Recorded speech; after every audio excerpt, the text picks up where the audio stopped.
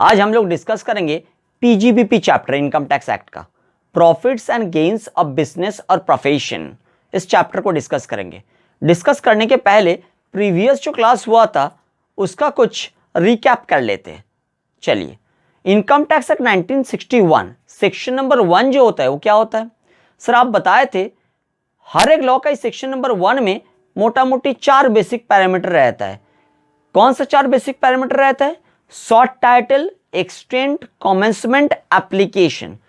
Income tax act 1961 का जो section number 1 है इसमें 3 पैरामीटर है, short title, extent, commencement. Short title क्या होता है? एक्ट का ऑफिशियल नेम। एक्ट का नाम क्या है? Income tax act 1961। Extent, extent का मतलब क्या है? सर एक्सटेंट का मतलब आपने बताया था कि जियोग्राफिकल बाउंड्री, मतलब लॉ कहां तक एप्लीकेबल है, होल ऑफ द इंडिया और part of the India, including Jammu and Kashmir और excluding Jammu and Kashmir. Short title, extent, commencement, law कौन सा डेट से कंट्री में लागू हुआ है, कौन सा डेट से हैज कम इनटू फोर्स, वो डेट होता है कमेंसमेंट। तो 3 parameter, short title, extent, commencement, इसको लेकर सब्सटेंशियल डिस्कशन हुआ था। सेक्शन नंबर 2 जो होता है, सर हर एक लॉ में सेक्शन नंबर 2 डेफिनेशन वाला पार्ट को कवर करता है। तो इनकम टैक्स एक्ट 1961 में भी सेक्शन 2 जो है वो डेफिनेशन दिया हुआ है।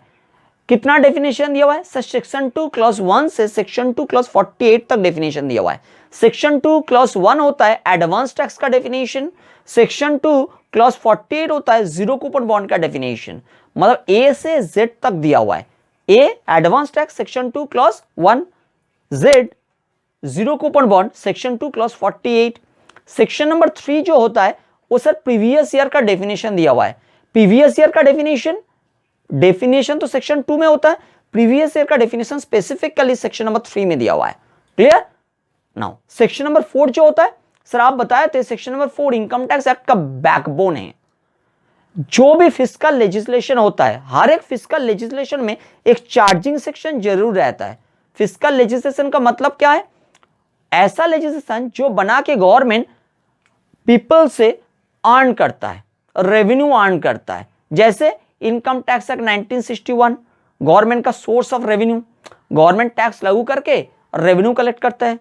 जीएसटी, स्टैंप एक्ट, ये सब होता है फिस्कल लेजिस्लेशन। तो फिस्कल लेजिस्लेशन में चार्जिंग सेक्शन होना बहुत जरूरी है। इनकम टैक्स एक्ट 1961 में सेक्शन 4 होता है चार्जिंग सेक्शन। चार्जिंग सेक्शन अगर नहीं रहते तो टैक्स लागू ही नहीं होता, मतलब टैक्स लेवी होगा, इंपोज होगा, तब तो कलेक्ट होगा ना। तो लेवी होने के लिए तो चार्जिंग सेक्शन होना बहुत जरूरी है। तो section 4 of income tax act 1961 levy वाला सेक्शन होता है, चार्जिंग सेक्शन होता है। क्लियर? सेक्शन 5 जो होता है वो total scope of total income को बताता है। इस ऐसे करते करते हमने सेक्शन 14 डिस्कस किया। सेक्शन नंबर 14 क्या होता है? Sir section number 14 5 basic heads of income को बताता है। Heads of income, yes, source of income नहीं बोल रहे। सोर्स ऑफ इनकम तो अनलिमिटेड है, बट हेड्स ऑफ इनकम 5 है, लिमिटेड है। जो भी इनकम करो 5 हेड में कहीं ना कहीं पे आएगा ही। क्लियर? तो सेक्शन नंबर 14 बोलता है 5 हेड्स ऑफ इनकम के बारे में। कौन कौन सा हेड है? Income from salary, income from house property, PGBP आज जो डिस्कस करेंगे, capital gain, income from other source. Income from salary जो होता है इसमें सेक्शन नंबर 14 से 17 तक पढ़ना होता है, सॉरी 15 से 17 तक पढ़ना होता है। 14 तो हेड्स ऑफ इनकम के बारे में बता रहे हैं। सैलरी वाला चैप्टर के लिए हम लोगों को सेक्शन 15 से 17 तक पढ़ना होता है। फिर आता है income from house property. Income from house property section number, पहले एक बार देख लेते हैं यहां पे तो डिस्कशन क्लियर रहेगा। क्लियर? ना इनकम फ्रॉम सैलरी के लिए क्या बताया?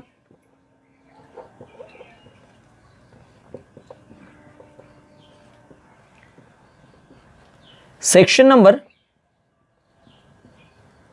15 टू 17, साथ साथ सेक्शन नंबर 7, 9, 10, 80C, 89 ये सब पढ़ना होता है।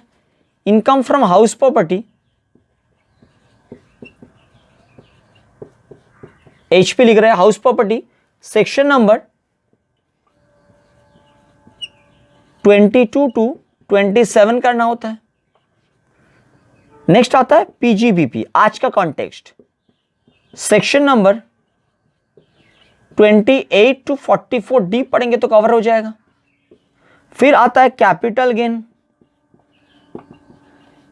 ये फोर्थ हेड है, number 1, number 2, number 3, number 4। Capital gain section number 45 to 55 A तक पढ़ेंगे तो कवर हो जाएगा। फिर आता है इनकम फ्रॉम अदर सोर्स, ये रेसिडुअल हेड ऑफ इनकम। कोई भी एक पर्टिकुलर सोर्स अगर इनकम फ्रॉम सैलरी में टैक्सेबल नहीं हुआ, इनकम फ्रॉम एचपी में टैक्सेबल नहीं हुआ, पीजीबीपी में टैक्सेबल नहीं हुआ, कैपिटल गेन में टैक्सेबल नहीं हुआ, तो कहां टैक्सेबल होगा? इनकम फ्रॉम अदर सोर्स में, income from other sources. Section number कहां से कहां तक होता है सर? 56 टू 59, ये होता है रेसिडुअल हेड ऑफ इनकम।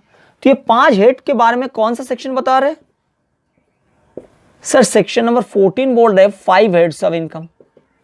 आज का डिस्कशन वाला पार्ट कौन सा है sir? PGBP section number 28 to 44 D हम लोगों को करना पड़ेगा। तो पीजीबीपी चैप्टर जैसे ही बताया, profits and gains of business और प्रोफेशन, 2 वर्ड आपके सामने आया। एक आया क्या? बिजनेस, दूसरा आया क्या? प्रोफेशन। तो बिजनेस क्या होता है, प्रोफेशन क्या होता है, ये जानना बहुत जरूरी है। तो बिजनेस एंड प्रोफेशन, ये दोनों डेफिनेशन इनकम टैक्स 1961 में दिया हुआ है। इनकम टैक्स में डेफिनेशन वाला पार्ट कहां कवर होता है? सेक्शन 2 में। तो बिजनेस का डेफिनेशन कहां दिया हुआ है? सेक्शन 2 में दिया हुआ है। प्रोफेशन का डेफिनेशन कहां दिया हुआ है? सेक्शन 2 में दिया हुआ है। सेक्शन 2 का क्लॉज 13 होता है बिजनेस का डेफिनेशन, सेक्शन 2 क्लॉज 36 होता है प्रोफेशन का डेफिनेशन। डेफिनेशन को पहले एनालाइज करेंगे, नेक्स्ट चैप्टर के अंदर आएंगे। क्लियर? चलिए स्टार्ट करते हैं। इसको हटा दे रहे, रिमूव कर रहे हैं।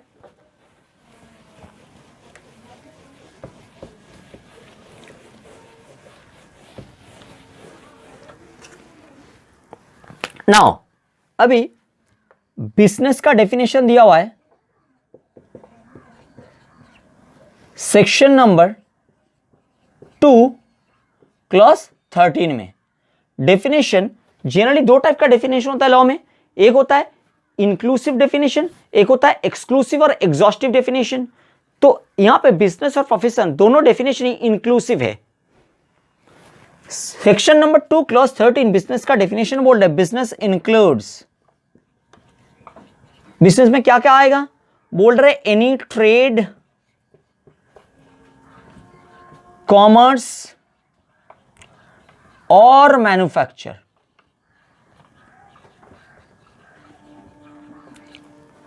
डेफिनेशन कवर हो गया? नो, और भी एक लाइन है, करेंगे। पहले इसको एनालिसिस करते हैं। आप जानते हो, आपने अकाउंटेंसी में जानते हो 3 टाइप का बिजनेस देखने का अपॉर्चुनिटी मिलता है वर्ल्ड वाइड। कौन सा 3 टाइप का बिजनेस? एक होता है ट्रेडिंग, ट्रेडिंग करता है, बिजनेस हाउस ट्रेडिंग करता है। एक टाइप का बिजनेस हाउस होता है जो मैन्युफैक्चरिंग करता है, और एक टाइप का बिजनेस हाउस होता है जो सर्विस प्रोवाइड करता है। तो trading type of organization, manufacturing type of organization और सर्विस सेक्टर, ये 3 टाइप का बिजनेस होता है अकाउंटेंसी में। अपने जानते हो ट्रेडिंग का मतलब होता क्या है? ट्रेडिंग का मतलब होलसेल मार्केट से गुड्स खरीद के लेकर आया और उसको रिटेल मार्केट में बेच दिया, प्रॉफिट कमाया। तो आपने गुड्स में कोई वैल्यू एडिशन नहीं किया है, जैसा गुड्स था ऐसे ही खरीद के लेकर आया और एक मार्केट से खरीद के लेकर आया, दूसरा मार्केट में बेच दिया, ये होता है trading. Clear? Commerce, commerce word का जो कनोटेशन है ये थोड़ा वाइड है। ट्रेड जो है वो थोड़ा नैरो है, कॉमर्स वाइड है। कॉमर्स में गुड्स भी आएगा, साथ साथ सर्विस भी आएगा। क्लियर? नाउ मैन्युफैक्चरिंग, मैन्युफैक्चर का मतलब क्या है? Bringing something new into existence. आपने नया कुछ कर दिया, आपने रॉ मटेरियल खरीद के लेकर आया था, रॉ मटेरियल खरीद के लेकर आया था, उससे फिनिश गुड्स बनाया, रॉ मटेरियल को प्रोसेसिंग करके आपने वैल्यू एडिशन किया, यही होता है मैन्युफैक्चरिंग ना। रूप बदल गया, रॉ मटेरियल का जो रूप था और फिनिश गुड्स का जो रूप है वो दोनों अलग अलग हो गया, दोनों का यूटिलिटी अलग अलग है। क्लियर? तो मैन्युफैक्चरिंग का मतलब bringing something new into existence. तो बिजनेस का डेफिनेशन कैसे चल रहा है? Business includes any trade, commerce और मैन्युफैक्चर और एनी एडवेंचर और कंसर्न, ऐसे करके कंटिन्यू हो रहे। चलिए देखते हैं। और एनी एडवेंचर और कंसर्न, आप बोलोगे सर एडवेंचर भी बिजनेस के अंदर आता है? एडवेंचर भी बिजनेस के अंदर आता है? सर एडवेंचर नहीं आता है। तो कौन सा एडवेंचर आता है? Adventure concern in the nature of trade, commerce और मैन्युफैक्चर। जो ट्रेड, कॉमर्स और मैन्युफैक्चर नेचर का एडवेंचर कंसर्न है वही आएगा बिजनेस के अंदर। In the nature of trade, commerce, manufacture और मैन्युफैक्चर। आपने तो जानते हो ट्रेड क्या होता है, कॉमर्स क्या होता है, मैन्युफैक्चर क्या होता है, अभी बताया। कोई एडवेंचर और कंसर्न अगर ट्रेड, कॉमर्स और मैन्युफैक्चर नेचर का होगा तो उसको बिजनेस बोलेंगे। आप बोलोगे सर ये एडवेंचर कंसर्न होता क्या है? एडवेंचर का मतलब होता है कि आपने ऐसा कुछ काम कर रहे हो जो आपने पहले कभी किया नहीं, आपके इसके ऊपर कोई एक्सपीरियंस नहीं है, एंड साथ साथ इसका आउटकम भी अननोन है, वो होता है एडवेंचर। पहाड़ चढ़ना भी एक एडवेंचर है, बट वो एडवेंचर तो in the nature of trade, commerce और मैन्युफैक्चर नहीं है ना, तो इसलिए हम उसको बिजनेस नहीं कहेंगे। बिजनेस होने के लिए प्रॉफिट मोटिव होना बहुत जरूरी है। देखो अल्टीमेट रिजल्ट प्रॉफिट आया, लॉस आए, वो अलग बात है, बट आपने जब स्टार्ट किया तब मोटिव तो प्रॉफिट करना था ना, तब हम कहेंगे क्या? बिजनेस। तो बिजनेस में प्रॉफिट मोटिव होना बहुत जरूरी है। Your intention should be to make profit. Profession का डेफिनेशन कहां दिया हुआ है? Section 2 clause 36। सेक्शन 2 क्लॉज 36 में प्रोफेशन का डेफिनेशन देखेंगे। चलिए स्टार्ट करते हैं। लिखा हुआ है, इसको हटा दे रहे हैं।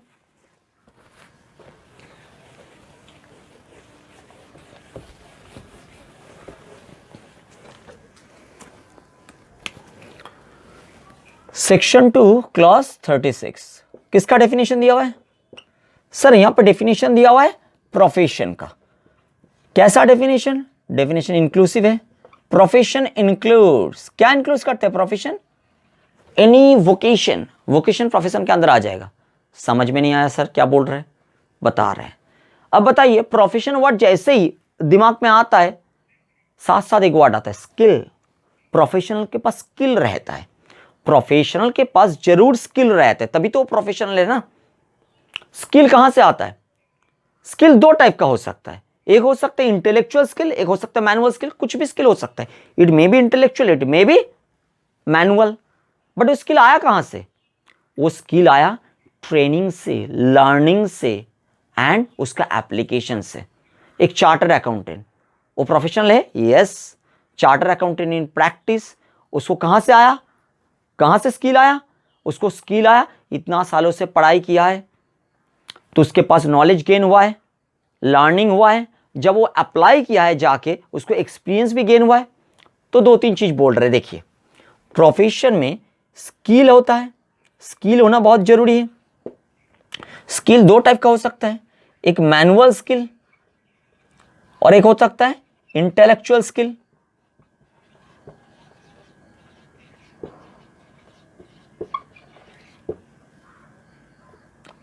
Intellectual skill. नाउ स्किल आया कहां से? स्किल आया कहां से? स्किल आया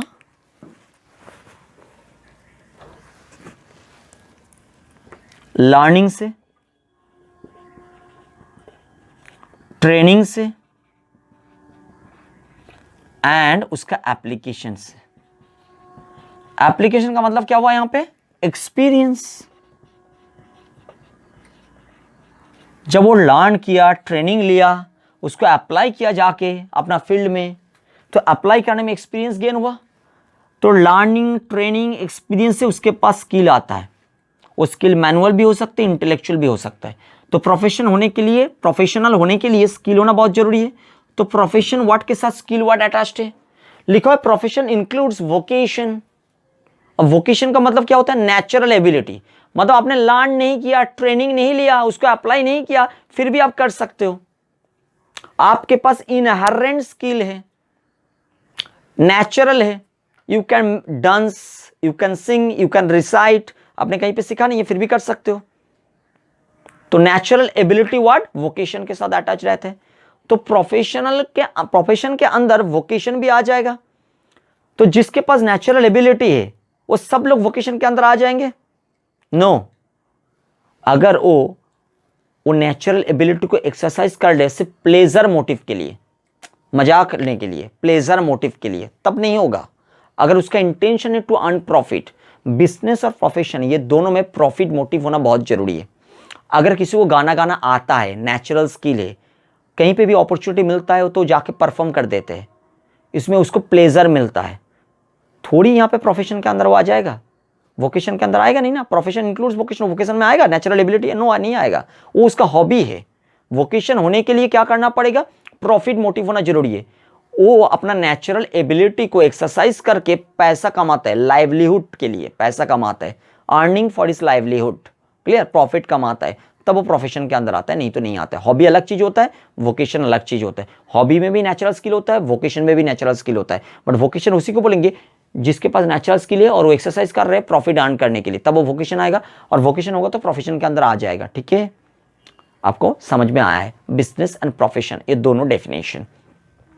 तो पीजीबीपी चैप्टर स्टार्ट होता है सेक्शन नंबर 28 से और जाके एंड होता है 44D में। It is very important chapter for any kind of professional, CA, CS and CMA, तीनों कोर्स में कोई भी लेवल में ये बहुत इंपॉर्टेंट होता है। 28 जो होता है ना, जैसे हमने बताया था, सेक्शन 14 बता रहे 5 हेड्स ऑफ इनकम। कौन सा 5 heads of income? Sir, income from salary, income from HP house property, PGBP, capital gain, income from other source. हर एक हेड का शुरू का जो सेक्शन होता है, स्टार्टिंग का जो सेक्शन होता है, जैसे इनकम फ्रॉम सैलरी में स्टार्टिंग का सेक्शन कौन सा है? स्टार्टिंग का सेक्शन होता है sir section number 15। Income from house property starting section कौन सा है? Section number 22।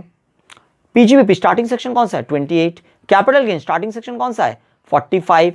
Income from other source starting section कौन सा है? 56।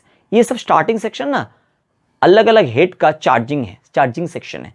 मतलब चार्जिंग सेक्शन का मतलब क्या हुआ यहाँ पे? मतलब स्कोप को बता रहे कि इस हेड के अंदर कौन कौन सा इनकम आएगा, फॉल करेगा। देखो, हेड्स ऑफ इनकम जब बता रहे थे ना सेक्शन नंबर 14, यहाँ पे एक चीज आपको याद रखना जरूरी है, हेड्स का सिग्निफिकेंस क्या है। 5 हेड में डिवाइड करने का जरूरत क्या था इनकम को? कोई एक पर्टिकुलर सोर्स ऑफ इनकम अगर कोई एक पर्टिकुलर हेड में फॉल कर गया, वो दूसरा हेड में फॉल नहीं कर सकता है। क्लियर? एक हेड में अगर फॉल कर गया तो दूसरा हेड में फॉल नहीं कर सकते। तो कोई एक पर्टिकुलर इनकम अगर पीजीबी में फॉल कर गया तो दूसरा हेड में फॉल नहीं कर सकता। ये होता है ना हेड का सिग्निफिकेंस।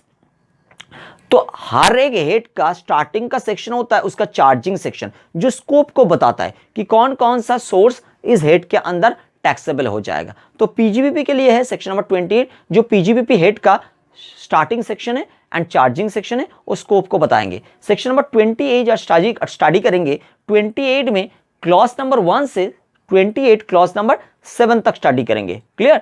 तो सेक्शन नंबर 28 क्लॉज नंबर 1 जो होता है वो क्या बता रहा है, एक बार बोर्ड में एनालाइज करते हैं। चलिए,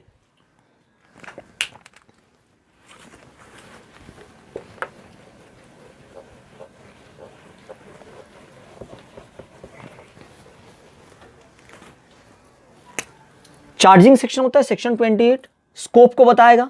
सेक्शन नंबर 28 जो होता है इसमें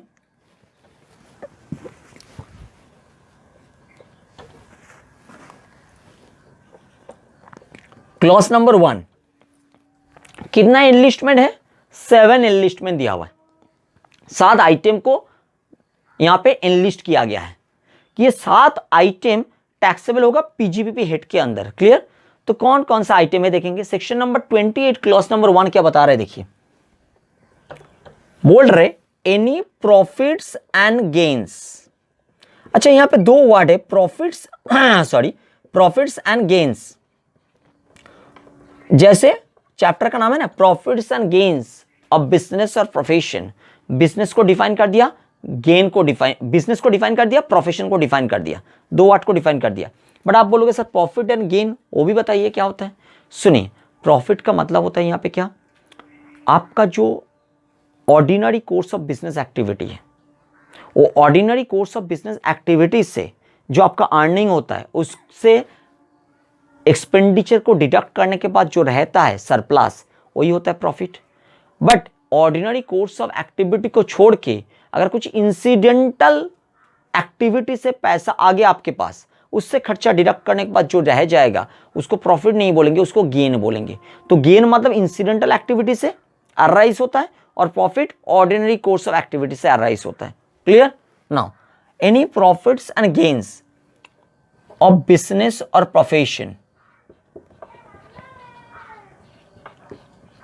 profits and gains of business और प्रोफेशन। अच्छा, प्रॉफिट्स अराइज हो रहे हैं नहीं तो गेन अराइज हो रहा है, कहां से? बिजनेस और प्रोफेशन से। Which was carried on by the assessee at any time during the previous year. पहले लिखते हैं, इसके बाद इसको एनालाइज करते हैं। Which was carried on by the assessee, which was carried on by the assessee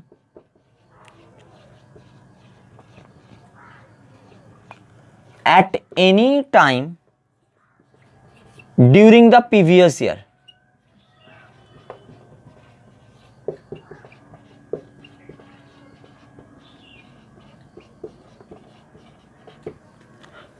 अब सब लोग जानते हो प्रीवियस ईयर में आप जो अर्निंग करते हो उसके ऊपर टैक्स देना पड़ता है असेसमेंट ईयर में।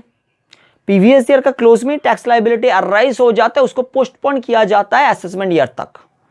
तो प्रीवियस ईयर में जो पैसा हम लोग कमाते हैं उसके ऊपर टैक्स देना होता है असेसमेंट ईयर में, यही होता है नॉर्मल। बट इसका एक्सेप्शन भी है, कहाँ? Advance tax. प्रीवियस ईयर में इनकम के ऊपर प्रीवियस ईयर आप टैक्स दे रहे हो, टीडीएस, ये सब होता है एक्सेप्शन। याद रखना ये बात को, काम में लगेगा। Now any profits and gains of business और प्रोफेशन, आपने बिजनेस को कैरी ऑन किया, नहीं तो प्रोफेशन को कैरी ऑन किया, करने में आपको प्रॉफिट एंड गेन आ गया। कब कैरी ऑन किया बिजनेस और प्रोफेशन को? आपने at any time during the previous year, previous year में कभी भी। मतलब जैसे हम लोग सोचते हैं कि बिजनेस एक इकोनॉमिक एक्टिविटी है, प्रोफेशन एक इकोनॉमिक एक्टिविटी है, ये economic activity through out the year continue होना चाहिए।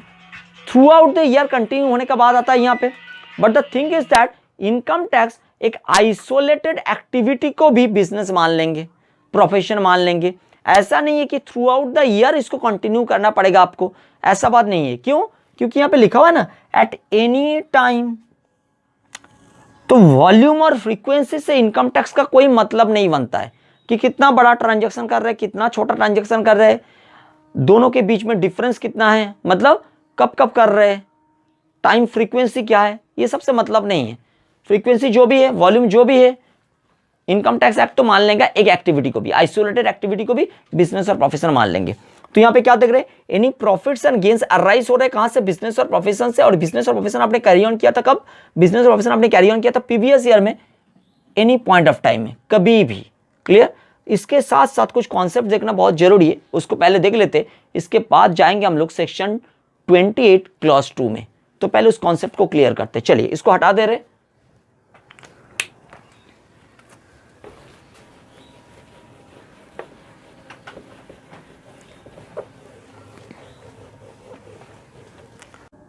तो सेक्शन 28 क्लॉज 1 का वो सारा पॉइंट को देख लेते जो जरूरी है 28 क्लॉज 1 के साथ साथ। Number 1 point, chargeability. चार्जेबिलिटी,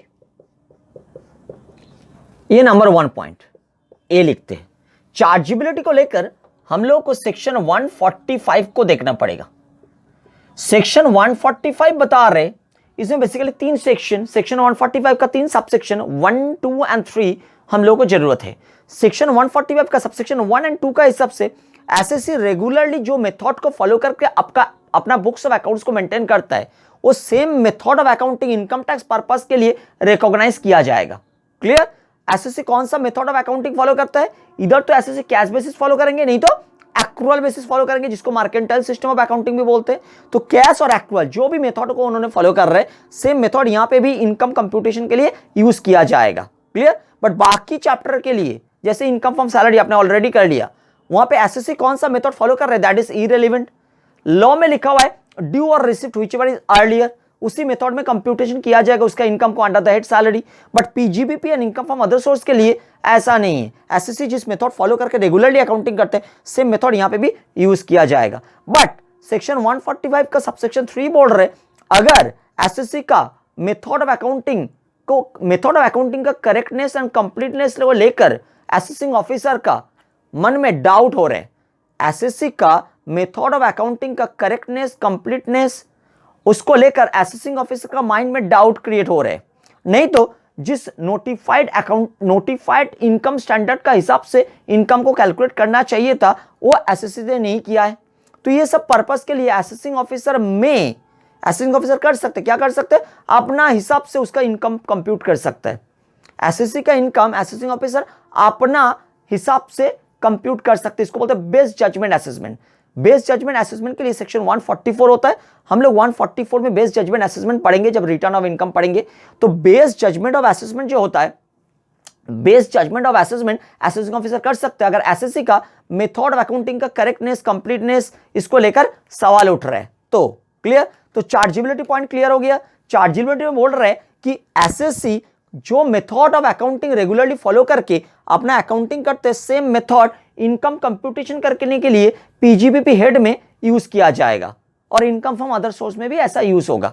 आज तो पीजीबीपी चैप्टर कर रहे हैं तो पीजीबीपी को लेकर ही एक्सक्लूसिवली बोलेंगे। तो नंबर 1 चार्जेबिलिटी पॉइंट क्लियर हो गया। नंबर 2 देखेंगे नेगेटिव इनकम। जब हमने आपको बताया था profits and gains of business और प्रोफेशन, यहां पे 2 वर्ड आया था प्रॉफिट्स एंड गेन्स। कहां से अराइज हो रहे हैं? बिजनेस और प्रोफेशन से। हमेशा बिजनेस और प्रोफेशन कैरी ऑन करने में अल्टीमेट रिजल्ट थोड़ी प्रॉफिट और गेन आता है, लॉस भी तो आता है। तो लॉस का कंप्यूटेशन होगा नहीं इनकम टैक्स में? ऑब्वियसली होगा। बिजनेस में लॉस आना और प्रॉफिट आना ये नेचुरल बात है। प्रॉफिट भी आ सकता है, लॉस भी आ सकता है, तो लॉस को भी कंप्यूट किया जाएगा। इसलिए बोल रहे हैं नेगेटिव इनकम, मतलब प्रॉफिट्स एंड गेन्स जो है ना, उसका मतलब ऐसा नहीं है कि हमेशा पॉजिटिव प्रॉफिट और पॉजिटिव गेन को लेकर बात हो रही है। जब हम बोल रहे हैं प्रॉफिट एंड गेन तो that includes positive profit as well as negative profit, positive gain as well as negative gain. Clear? Now तीसरा पॉइंट हम डिस्कस करेंगे नोशनल लॉस, नोशनल प्रॉफिट। इसको लेकर एक साथ बोल देंगे नोशनल इनकम। नोशनल इनकम क्या होता है? नोशनल इनकम का मतलब आप खुद आपके साथ बिजनेस कर रहे हो, you are doing business with yourself and you are making profit. आप बिजनेस कैरी ऑन कर रहे थे, वहां से कुछ गुड्स उठा के, जिसको ड्राइंग बोलते हो आप, कुछ गुड्स उठा के पर्सनली यूज किया। गुड्स का वैल्यू जो भी था, मान लीजिए गुड्स का वैल्यू था 50,000, आपने 60,000 में गुड्स को ले लिया बिजनेस से और कंज्यूम किया, तो बिजनेस का 10,000 प्रॉफिट हुआ। हम सोल प्रॉपर्टी से बिजनेस के लिए बोल रहे हैं। बिजनेस का 10,000 प्रॉफिट हुआ, 50,000 का गुड्स प्रोपाइटर ने ले लिया 60,000 में, तो 10,000 बिजनेस का गेन हुआ। बिजनेस और प्रोपाइटर में तो कुछ फर्क है ही नहीं, यहां पे सेपरेट एंटिटी तो है ही नहीं, तो बिजनेस और प्रोपाइटर दोनों सेम ही हैं। तो खुद के साथ कैसे आप प्रॉफिट किया? बिजनेस और प्रोपाइटर तो एक ही है, तो खुद के साथ तो प्रॉफिट नहीं कर सकते। तो यहां पे 50,000 का गुड्स अगर 60,000 में आप उठा लेंगे, ड्राइंग करेंगे, 50,000 का गुड्स 60,000 में ड्राइंग करेंगे, तो 10,000 बिजनेस का थोड़ी प्रॉफिट होगा? नहीं होगा, ये तो नोशनल प्रॉफिट हो जाएगा। तो नोशनल प्रॉफिट, नोशनल लॉस दोनों को ही हम कंसीडर नहीं करेंगे पीजीबीपी चैप्टर के लिए। क्लियर? नोशनल प्रॉफिट का मतलब होता है you are doing business with yourself and make profit और लॉस, उसको नोशनल इनकम कहेंगे। नोशनल इनकम पीजीबीपी हेड में कंसीडर नहीं किया जाएगा। क्लियर? नाउ तो डी पॉइंट हम लोग डिस्कस करेंगे एंटीसिपेटेड इनकम को लेकर। एंटीसिपेटेड इनकम क्या होता है? आपने सोच रहे हो कि इतना इनकम हो सकता है, ये आपका सोच है, यू आर थिंकिंग दैट इतना इनकम हो सकता है। मे अराइज, मे अराइज को यहां कंसीडर नहीं किया जाएगा, एक्चुअली जब होगा। क्लियर? मे अराइज का कोई बात नहीं, आपका एक्चुअल में प्रॉफिट हो रहा है क्या बुक्स में, तभी तो प्रॉफिट माना जाएगा ना। तो एंटीसिपेटेड प्रॉफिट को यहां पे हम लोग कंसीडर नहीं करेंगे, एंटीसिपेटेड लॉस को भी कंसीडर नहीं करेंगे, एंटीसिपेटेड इनकम को यहां कंसीडर नहीं किया जाएगा। बट इसका एक एक्सेप्शन है। आप जानते हो अकाउंटेंसी में अकाउंटिंग प्रिंसिपल होता है। अकाउंटिंग प्रिंसिपल मतलब अकाउंटिंग करने का जो ग्रामर है। अकाउंटिंग तो लैंग्वेज ऑफ द बिजनेस है, अकाउंटिंग को हम लैंग्वेज ऑफ द बिजनेस कहेंगे। तो हर एक लैंग्वेज का तो एक ग्रामर होता है, अकाउंटिंग का भी ग्रामर होता है, उस ग्रामर को कहता है accounting principle. Accounting principle 2 type का होता है, एक अकाउंटिंग कॉन्सेप्ट, एक अकाउंटिंग कन्वेंशन। कन्वेंशन फिर से 4 टाइप में सब डिवाइड होता है। कौन सा? Consistency, conservatism, materiality, disclosure. तो यहां पे कंजर्वेटिज्म जो पॉइंट आता है, अपने अकाउंटेंसी में already you have learned it. Conservatism क्या होता है? कंजर्वेटिज्म का मतलब होता है कि SSC should provide for, business house should provide for all the probable losses, but it should not consider probable income. Probable income को कंसीडर नहीं करेंगे, बट प्रोबेबल लॉस को कंसीडर करेंगे। इसको बोलते हैं कंजर्वेटिज्म। सॉरी। इसी कॉन्टेक्स्ट में जब क्लोजिंग स्टॉक का वैल्यूएशन का टाइम आता है, क्लोजिंग स्टॉक को हम लोग वैल्यूएशन करने के लिए क्या करता है? कॉस्ट और market price whichever is lower. अगर गुड्स बनाने का खर्चा है 100 बट गुड्स का मार्केट वैल्यू चल रहा है 80, 80, तो हम लोग क्लोजिंग स्टॉक का वैल्यूएशन क्या लिखेंगे? क्लोजिंग स्टॉक को जब वैल्यूएशन करेंगे कितना लिखेंगे? 100 लिखेंगे और 80 लिखेंगे। 100 बनाने का खर्चा है, बट मार्केट में गुड्स बेच पाओगे 80 में, तो 80 में तो आप वैल्यूएशन करते हो ना, कॉस्ट और market price which ever is lower. तो ये क्या है? ये भी तो एंटीसिपेटेड लॉस है। ये लॉस तो एक्चुअल में होगा कि नहीं होगा बाद में जाके you do not know, but may arise. और अकाउंटिंग क्या बोलते हैं? अकाउंटिंग बोलते हैं you should provide for all probable loss but you should not provide for any probable income. इसको बोलते हैं कंजर्वेटिज्म अकाउंटिंग में। यहां पे हम लोग जब पीजीबीपी कर रहे हैं, एंटीसिपेटेड प्रॉफिट और लॉस को कंसीडर तो नहीं करेंगे, पता है, बट इसका एक एक्सेप्शन है जो अभी डिस्कस किया है कि क्लोजिंग स्टॉक का वैल्यूएशन में हम लोग यूज करते हैं कॉस्ट और market price which ever is lower, ये मेथड। तो ये भी तो एंटीसिपेटेड लॉस को आपने कंसीडर कर रहे हो, यहां पे भी एंटीसिपेटेड लॉस को कंसीडर किया जाएगा to the extent of valuation of closing stock. Closing stock का वैल्यूएशन के लिए जो एंटीसिपेटेड लॉस आता है वो इनकम कंप्यूट करने के लिए इनकम टैक्स पर्पस में हम लोग एंटीसिपेटेड लॉस को कंसीडर करेंगे, बाकी एंटीसिपेटेड प्रॉफिट और लॉस को कंसीडर नहीं करेंगे, उसको कंसीडर करेंगे। क्लियर? बात समझ में आया? नाउ नेक्स्ट पॉइंट को डिस्कस करेंगे, इसको हटा दे रहे।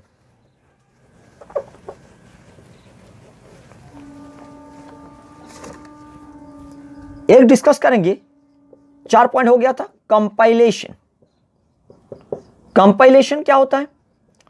मान लीजिए एसएससी का सेवरल बिजनेस और सेवरल प्रोफेशन है जो एसएससी ने प्रीवियस ईयर में कैरी ऑन किया है। तो सेवरल बिजनेस और सेवरल प्रोफेशन से जो प्रॉफिट एंड गेन आया है उसको हम लोग टुगेदर कंप्यूट करेंगे, मार्ज्ड। अल्टीमेटली मतलब अलग अलग नहीं देखेंगे, एक साथ देखेंगे, टुगेदर देखेंगे। अल्टीमेटली स्टार्टिंग में तो अलग अलग होगा बट अल्टीमेटली उसको एक कर देंगे। क्लियर? इसको लेकर हम लोग सब्सटेंशियल डिस्कशन करेंगे। इनकम हम लोग बिजनेस को 3 टाइप में डिवाइड कर देंगे। एक होता है नॉर्मल बिजनेस। आप बोलेंगे सर 3 टाइप डिवीजन तो पहले ही किया आपने, trading, manufacturing, service sector. No no no, वो नहीं बोल रहे, अभी बोल रहे इनकम टैक्स पर्पस के लिए। वो तो अकाउंटिंग में आप जानते हो कि एक होता है ट्रेडिंग बिजनेस, एक होता है मैन्युफैक्चरिंग बिजनेस, एक होता है सर्विस सेक्टर का बिजनेस।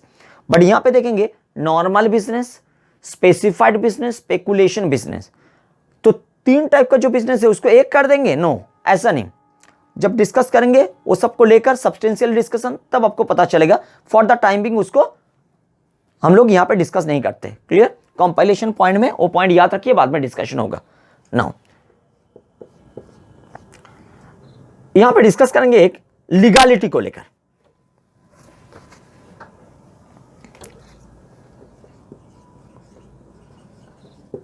और एक डिस्कस करेंगे प्रीवियस ईयर को लेकर। पहले हमने 3-4 पॉइंट डिस्कस किया, अभी 3 पॉइंट डिस्कस करेंगे। तो लीगलिटी का मतलब क्या है?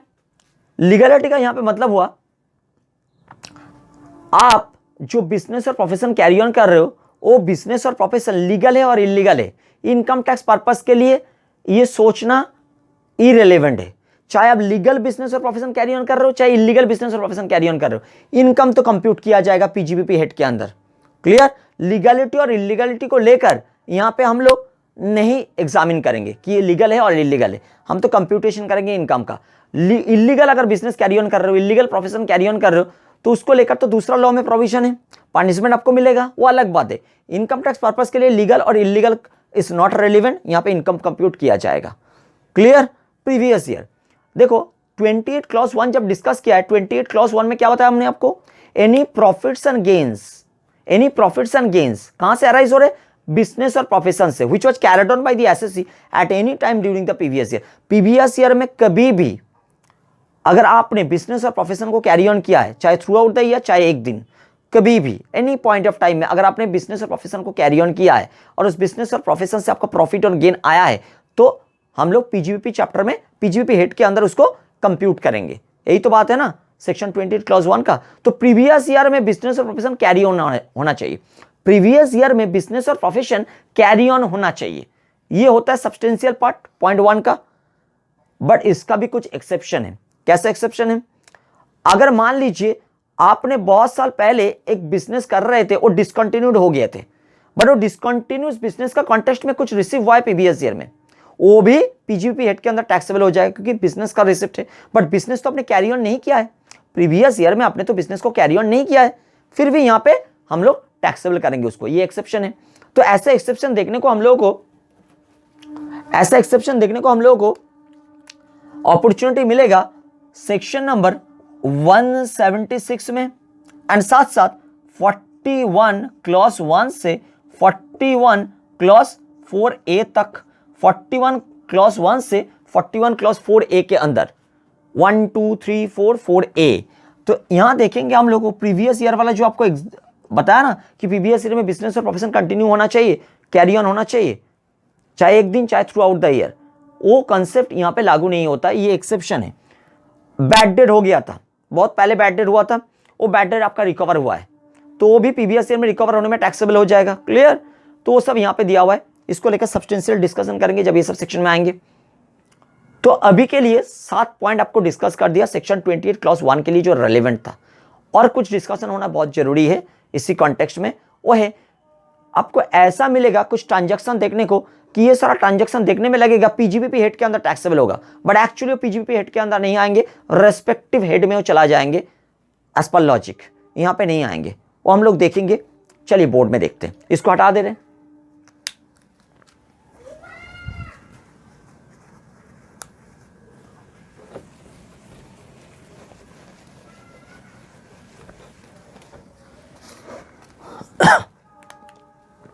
रेंट रिसिप्ट, ये क्या देख रहे हैं? ऑल ऑफ दिस ट्रांजैक्शंस देखने में तो लगेगा पीजीपीपी हेड में टैक्सेबल हो जाएगा, बट यहां पे होगा नहीं, रेस्पेक्टिव हेड में टैक्सेबल होगा। देखते चलिए, rent receipt from house property, house property से अगर रेंट रिसिप्ट हो रहे तो कहां टैक्सेबल होगा? Income from house property head में टैक्सेबल होगा, ये तो नेचुरल बात है, इसमें खास बात क्या है। बट मान लीजिए आपका पास हाउस प्रॉपर्टी है और उसको किराए पे देकर पैसा कमाना आपका बिजनेस है, मतलब आपका दूसरा कोई काम नहीं है, आप हाउस प्रॉपर्टी को रेंट पे देते हो और पैसा कमाते हो, यही आपका बिजनेस है, तो पीजीबीपी हेड में आ जाएगा? नो, उसके बाद भी वो इनकम फ्रॉम हाउस प्रॉपर्टी में आएगा, क्योंकि हाउस प्रॉपर्टी का इनकम हाउस प्रॉपर्टी हेड में ही चार्जेबल होगा सेक्शन 22 में। तो रेंट हाउस प्रॉपर्टी से रिसीव हो रहे, भला ही है वो रेंट कमाना आपका बिजनेस है, फिर भी वो हाउस प्रॉपर्टी हेड में ही टैक्सेबल होगा। इसमें और एक पॉइंट है, मान लीजिए आप एक रियल एस्टेट बिजनेस के साथ इन्वॉल्व हो, तो रियल एस्टेट बिजनेस में फ्लैट जो अनसोल्ड रह जाता है, वो unsold flat real estate business के लिए क्या होता है? Stock in trade.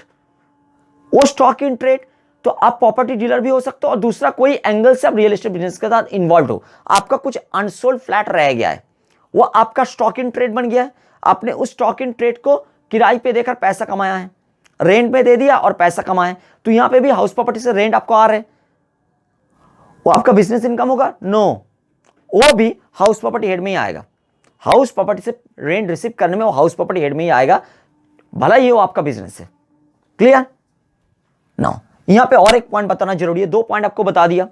तीसरा point rent from house property के रेस्पेक्ट में, अगर हाउस प्रॉपर्टी से रेंट आपको रिसीव हो रहा है बट वो हाउस प्रॉपर्टी आप यूज कर रहे हो for the purpose of smooth running of business, तब रेंट जो रिसीव कर रहे हो हाउस प्रॉपर्टी से, वो रेंट हाउस प्रॉपर्टी हेड में नहीं आएगा, तब पीजीबीपी हेड में चला जाएगा। कैसे? स्मूथ रनिंग ऑफ बिजनेस के लिए हाउस प्रॉपर्टी यूज हो रहा है। मान लीजिए आपने एक रिमोट प्लेस में फैक्ट्री बैठाया, बहुत बड़ा फैक्ट्री अपने रिमोट प्लेस में बैठाया, क्योंकि फैक्ट्री बैठाने के लिए तो कुछ रूल रेगुलेशन है ना, पॉपुलेटेड एरिया में तो फैक्ट्री नहीं बैठा सकते हो, तो रिमोट प्लेस में जाके फैक्ट्री बैठा दिया। अब उस प्लेस के आसपास में ना तो पुलिस स्टेशन है, ना तो बैंक है, ना तो पोस्ट ऑफिस है, मतलब एडमिनिस्ट्रेटिव मशीनरी वहां पे बहुत ही कम प्रेजेंस करता है। आपको बिजनेस चलाने में दिक्कत हो रहा है, आपने गवर्नमेंट को अप्रोच किया, एडमिनिस्ट्रेशन को अप्रोच किया है कि यहाँ पे एक बैंक होना जरूरी है, इतना बड़ा कारोबार कर रहे हैं, यहाँ पे बैंक नहीं होने में दिक्कत आ रहे हैं, अब यहाँ पे एक बैंक का ब्रांच बैठाइए। अपने एडमिनिस्ट्रेशन को अप्रोच किया, बहुत बड़ा बड़ा बैंक को अप्रोच किया, मैनेजमेंट को। क्या हुआ? बैंक का ब्रांच यहाँ पे बैठ रहा है आपका फैक्ट्री के आसपास, बट उनको प्लेस नहीं मिल रहा है, कहां बैठाएंगे? आपने क्या किया, आपका फैक्ट्री प्लेस के अंदर एक प्लेस उसको दे दिया कि यहां पे आप बैंक ब्रांच बैठा सकते हैं और थोड़ा बहुत उसमें रेंट आप चार्ज करोगे। तो आपने वो जो ब्रांच बैठेगा आप भी यूज करोगे उस ब्रांच को, और आसपास का नेबरहुड लोकेलिटी में जो लोग रहते हैं वो भी यूज करेंगे। बट ये ब्रांच क्यों बैठ रहे हैं? आपका प्रीमाइसेस के अंदर, फैक्ट्री प्रीमाइसेस के अंदर, आपका स्मूथ रनिंग ऑफ बिजनेस के लिए। और आपको रेंट रिसीव हो रहे हैं, तो ये जो बैंक का ब्रांच आपको रेंट प्रोवाइड कर रहे हैं आपका प्रॉपर्टी यूज करने के लिए, ये रेंट आप रिसीव कर रहे हो हाउस प्रॉपर्टी रेंट पे देकर, बट वो house property for the smooth running of business use हो रहा है, इसलिए वहां से जो इनकम होगा वो इनकम हमेशा पीजीबीपी हेड में जाएगा। हाउस प्रॉपर्टी हेड जो सेक्शन 22 अभी तक बता रहे थे उसमें नहीं आएंगे। पुलिस स्टेशन बैठाना है, बट पुलिस स्टेशन कहां बैठेगा? प्रॉपर्टी तो चाहिए ना, बिल्डिंग तो चाहिए ना, बिल्डिंग है ही नहीं लोकेलिटी के आसपास जहां पे पुलिस स्टेशन बैठ सकता है, ऐसा कोई बिल्डिंग नहीं मिल रहा है। तो एडमिनिस्ट्रेशन आपको बोला है कि आपका जो फैक्ट्री प्रीमाइस है वो यूज करने के लिए उनको परमिशन दीजिए।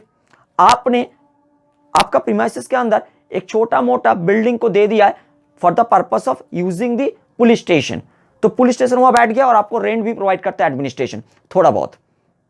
तो ये आपका स्मूथ रनिंग ऑफ बिजनेस के लिए आपने प्रॉपर्टी यूज करने के लिए दिया है और वहां से रेंट कमा रहे हो।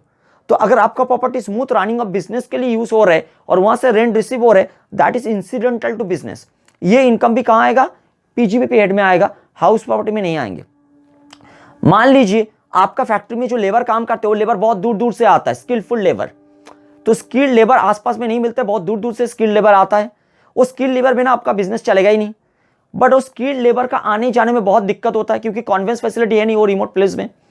आपने फैक्ट्री प्रीमाइसेस के अंदर क्वार्टर खड़ा कर दिया और उन लेबर को आपने अप्रोच किया कि आप लोग इस क्वार्टर में रहो और थोड़ा बहुत रेंट पे कर देना। ये रेंट जो आप रिसीव कर रहे हो उसको हाउस प्रॉपर्टी रेंट पे देकर ये हाउस प्रॉपर्टी हेड में नहीं आएगा, because smooth running of business आपने उनको दिया है। क्लियर? वो जो लेबर से आपने रेंट रिसीव कर रहे हो, थोड़ा बहुत छोटा मोटा रेंट होगा, वो जो रेंट रिसीव कर रहे हो वो पीजीबीपी हेड में टैक्सेबल हो जाएगा। क्लियर? नाउ सेकंड पॉइंट, तो देखने में लगेगा कभी कभी कि पीजीबीपी में आएगा बट पीजीबीपी में नहीं आएंगे, हाउस प्रॉपर्टी में आ जाएगा। ये सब डिस्कस हो गया है। Now next point, dividend receipt on shares. Sorry, dividend receipt on shares. Shares आपके लिए मान लीजिए स्टॉक इन ट्रेड है, आप शेयर्स के ऊपर डील करते हो, शेयर्स आपके लिए स्टॉक इन ट्रेड है। तो कुछ शेयर्स था आपने बेच नहीं पाया, उसके ऊपर डिविडेंड डिक्लेयर हो गया तो आपको डिविडेंड रिसीव हो गया।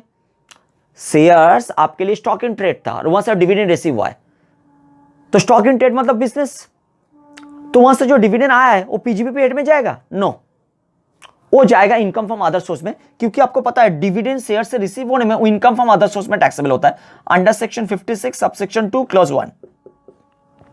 56 सबसेक्शन 2 क्लॉज 1 का हिसाब से शेयर्स के ऊपर डिविडेंड मिलने में वो dividend income from other source में जाता है। भले ही वो शेयर्स के ऊपर डील करना आपका बिजनेस है और वहां से डिविडेंड रिसीव हुआ है, फिर भी पीजीबीपी हेड में नहीं आएंगे।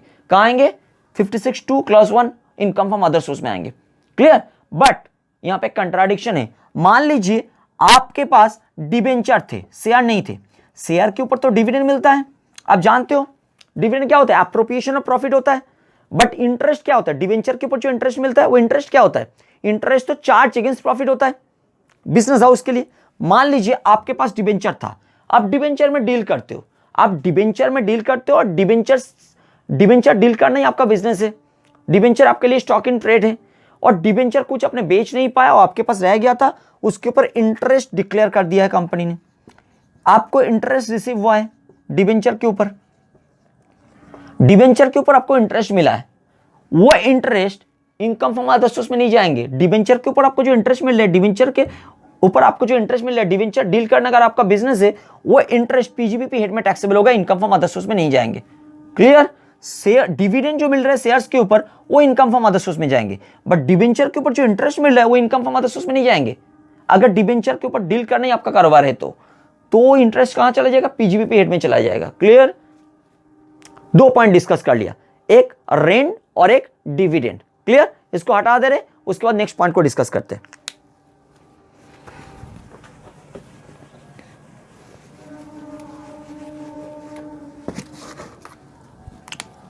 Lottery, 3 number point, lottery, race horse, ये सबको पैसा मिलने में कहां टैक्सेबल होता है? Sir income from other source में टैक्सेबल होता है। ये तो कैजुअल इनकम है। लॉटरी, रेस हॉर्स से पैसा मिलने में वो पैसा इनकम फ्रॉम अदर सोर्स में टैक्सेबल होता है। बट मान लीजिए ये लॉटरी से पैसा कमाना ही आपका बिजनेस है, मतलब यही एक्टिविटी आप करते हो through out the day, through out the year, आपने यही एक्टिविटी करते हो। लॉटरी से पैसा कमाना ही आपका मोटिव है, वही आपका बिजनेस है। रेस हॉर्स से पैसा कमाना ही आपका बिजनेस है, फिर भी वो पीजीबीपी हेड में नहीं आएंगे, वो तो इनकम फ्रॉम अदर सोर्स में ही चला जाएंगे। क्लियर? नाउ यहां पे एक एक्सेप्शन है। मान लीजिए आप लॉटरी का एक एजेंट हो, स्टॉकिस्ट हो, डीलर हो, लॉटरी टिकट सोल्ड करते हो आप लॉटरी टिकट बेचने का एजेंट हो, स्टॉकिस्ट हो, डीलर हो, तो आपके पास कुछ अनसोल्ड लॉटरी टिकट रह गया था और वही लॉटरी टिकट विन हो गया और आपको पैसा मिल गया। This is incidental to business. ये पैसा कहां टैक्सेबल होगा? ये पीजीबीपी हेड में टैक्सेबल होगा। क्लियर? ये इनकम फ्रॉम अदर सोर्स में नहीं जाएंगे। क्लियर हो गया? मैंने यहां पे कैजुअल इनकम को लेकर बात बता दिया। अभी ना बताएंगे एग्जेम्प्टेड इनकम को लेकर। एग्जेम्प्टेड इनकम सेक्शन 10, 11, 13A, ये सब जो एग्जेम्प्टेड इनकम होता है। मान लीजिए एग्रीकल्चर एक्टिविटी आपका बिजनेस है, तो पीजीबीपी हेड में आ जाएगा वो इनकम। एग्रीकल्चर करना ही आपका बिजनेस है, पीजीबीपी हेड में आ जाएंगे? नो, एग्रीकल्चर अगर आपका बिजनेस है करना, एग्रीकल्चर से इनकम जो आता है तो एग्जेम्प्टेड इनकम होता है, तो पीजीबीपी हेड में नहीं आएंगे। और एक पॉइंट डिस्कस करेंगे कैपिटल गेन के ऊपर। क्या डिस्कस कर रहे हैं सर? आप बता रहे कि कोई एक बिजनेस आप कैरी ऑन कर रहे थे और बिजनेस को आपने बेच दिया, आपने ट्रांसफर कर दिया, बेच दिया, सेल कर दिया। बिजनेस ट्रांसफर करने में अगर आपको प्रॉफिट आ गया, जब आप बिजनेस कंटिन्यू कर रहे थे, वो बिजनेस से जो इनकम आ रहे थे, वो इनकम कहां टैक्सेबल हो रहे थे? पीजीबीपी हेड में। बिजनेस बेचने में जो प्रॉफिट होगा वो भी पीजीबीपी हेड में आएगा? नो, बिजनेस आपके लिए कैपिटल एसेट था, आपने अब ट्रांसफर करोगे कैपिटल एसेट, जो प्रॉफिट होगा वो प्रॉफिट कहां आएगा? कैपिटल गेन चैप्टर में आएगा। कैपिटल गेन हेड के अंदर टैक्सेबल हो जाएगा, वो पीजीबीपी हेड में टैक्सेबल नहीं होंगे। क्लियर हुआ है? तो यहां पे मैंने 5 पॉइंट को लेकर आपके साथ डिस्कस किया, जो देखने में लगेगा पीजीबीपी हेड में आएंगे, बट पीजीबीपी हेड में नहीं आएंगे, और रेस्पेक्टिव हेड में चला जाएगा और टैक्सेबल हो जाएंगे। कौन कौन सा पॉइंट मैंने डिस्कस किया? एक तो मैंने डिस्कस किया rent receipt from house property, दूसरा मैंने डिस्कस किया डिविडेंड रिसिप्ट ऑन शेयर्स, तीसरा डिस्कस किया लॉटरी इनकम, फोर्थ था एग्जेम्प्टेड इनकम, एंड 5 था कैपिटल गेन को लेकर। क्लियर?